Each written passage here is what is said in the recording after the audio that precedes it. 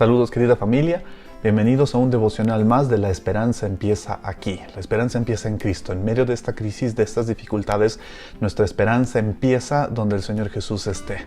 Y donde Él esté, hay esperanza. Sé que suena repetitivo, pero esa es la lógica. Nuestra esperanza va a empezar cuando encontremos a Jesús. Y en el momento que lo encontremos, nuestra esperanza realmente existirá. Una esperanza más allá de esta realidad, una esperanza más allá de estas circunstancias, incluso una esperanza más allá de esta vida. Esa es la lógica espiritual, esa es la lógica de Dios, que va mucho más allá de la lógica humana, temporal y limitada por las circunstancias, porque nuestro Dios está por encima de las circunstancias. Nuestro Dios es bueno, es justo y misericordioso. Y nuestro Dios trae luz donde hay oscuridad. Y quiero pedirte que te tomes un momento, ahí donde estés, siéntate tranquilo, tranquila, con calma. Inhala su confianza. Deja ir el temor. Inhala su luz. Deja ir la oscuridad. Y sé que muchos han estado sintiendo el peso de la oscuridad estos días. La oscuridad de la maldad, de la agresividad, de la tensión, de la preocupación. Sentimos esa oscuridad moviéndose a nuestro alrededor, la del temor, incluso la de la muerte.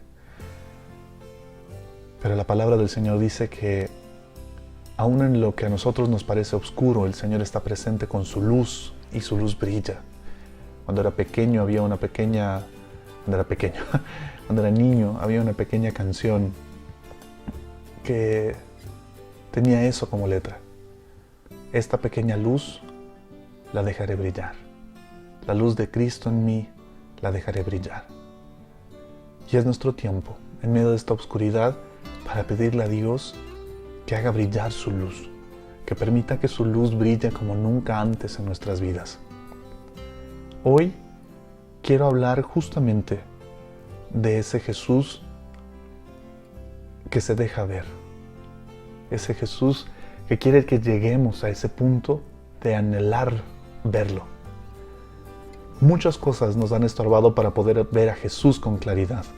Nuestros apuros, nuestras dificultades, nuestras ocupaciones, nuestras comodidades. A veces, en lugar de ayudarnos a ver a Dios con claridad en medio de nuestras vidas, a Él queriendo acercarse a nosotros, nos han provocado confusión, han nublado nuestra vista y no hemos podido ver al Señor, incluso en lo cerca que Él ha estado de nosotros. Sin embargo, en medio de esta crisis, en medio de esta pandemia, en medio de las dificultades que ha traído y que va a seguir trayendo, ¿será que podemos ver a Jesús? ¿Será que Él quiere que le veamos a Él con mayor claridad? Quiero pedirte que vayas conmigo a Juan, capítulo 12. Toma tu Biblia y vamos a meditar un momento en ese pasaje. Antes de entrar, solo quiero pedirte que pienses en esta pregunta. ¿Cuál es la diferencia entre ser enterrado y ser plantado? ¿Cuál es la diferencia entre ser enterrado y ser plantado? ¿Ok? Mediten la respuesta. Vamos a Juan, capítulo 12. El verso 20 dice que muchos habían subido a adorar en una fiesta que había en la ciudad. Y entre esas personas habían algunos griegos. Los griegos no eran judíos. Los griegos no adoraban a Dios, no al Dios de los judíos.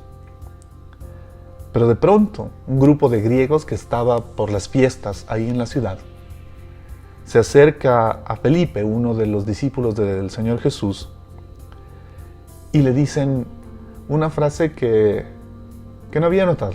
Lo había leído, pero no la había notado. Hasta hoy que preparaba este tiempo para ustedes. Estos griegos se acercan a Felipe y le dicen: Señor, queremos ver a Jesús. Así de sencillo. Solo se acercan y le dicen: griegos, lejanos, extranjeros, le dicen a Felipe: Señor, por favor, queremos ver a Jesús. Y No sé, quizás Felipe, confundido por la pregunta, por la petición, no va directamente donde Jesús, sino que va donde Andrés, otro discípulo. Y me imagino que le dialogan un momento y le dice, oye, bueno, hay un grupo de griegos que quiere ver al Señor Jesús. ¿Griegos aquí? ¿Para qué? ¿Qué tiene que ver el Señor Jesús con los griegos? ¿Qué querrán los griegos? ¿Qué quieren los griegos? Y finalmente los dos, luego de cualquier conversación que hayan tenido, van juntos a decirle al Señor Jesús, Señor Jesús, hay unos griegos que quieren verte. Y el Señor Jesús les dice algo maravilloso. Ha llegado la hora. Ha llegado la hora en la que el Hijo del Hombre será glorificado. Solo unos capítulos atrás, cuando empezábamos a hablar de este Jesús que inicia su ministerio, su mamá le dice que en la fiesta en la que se encontraban el vino se acabó y le pide que ore para que Dios multiplique eso. Y Jesús le dice, mujer, no ha llegado todavía mi hora.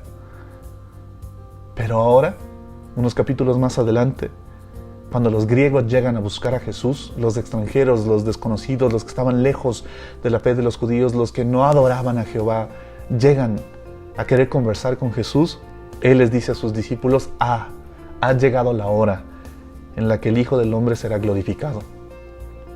Interesantemente, quizás los discípulos pensaron lo que el pueblo de Israel pensaba con respecto al Mesías, que esa gloria iba a venir con un ejército, con Él levantándose en armas, con Él levantándose como un gobernante, como una autoridad política, y resulta que nadie sospechaba, nadie entendía incluso lo que Jesús estaba por decirles, que su gloria iba a ser rescatar a todos, a toda la humanidad, a los que eran judíos y a los que no lo eran, a los que estaban cerca de la fe y a los que estaban lejos de la fe en Jehová, a través de su sacrificio en la cruz. Él les dice, les aseguro que si el grano de trigo no cae en tierra y muere, se quedará solo. Tiene que caer, tiene que morir, tiene que ser enterrado o plantado. Les dice la pregunta, ¿cuál es la diferencia entre ser enterrado y ser plantado? Bueno, la diferencia es que cuando algo es enterrado se queda bajo tierra. Ahí perece y desaparece. Pero cuando algo es plantado, significa que la maravilla y el milagro de la vida que Dios da ocurre dentro de esa semilla que está bajo la tierra y de pronto lo que nos parecía muerto tiene vida y nace y maravillosamente crece y maravillosamente florece. Y Jesús dice,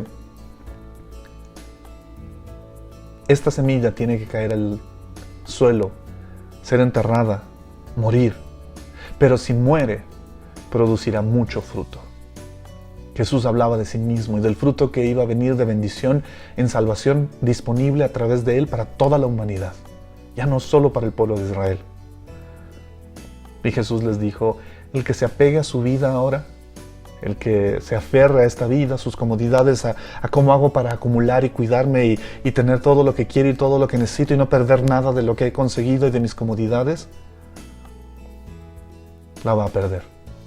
El que se aferra a esa vida la va a perder. En cambio, el que es capaz de dejar esa vida, incluso aborrecerla, la vida que este mundo les ofrece, y se apega a mí, tendrá vida eterna. Quien quiera servirme, debe seguirme. A donde yo vaya, a hacer lo que sea que yo haga. Quien quiera servirme, debe seguirme, les dice Jesús. Y donde yo esté, ahí también estará mi siervo, mi sierva. A quien me sirva, mi Padre le honrará. Y yo te pregunto, ¿dónde crees que está Jesús? En medio de tu cuarentena, en medio de tu encierro, en tu casa, en tu hogar, ¿dónde crees que está Jesús? ¿Tienes la idea de que está lejos, en el cielo, en algún lugar, no sé, místico, extraño, en otra dimensión?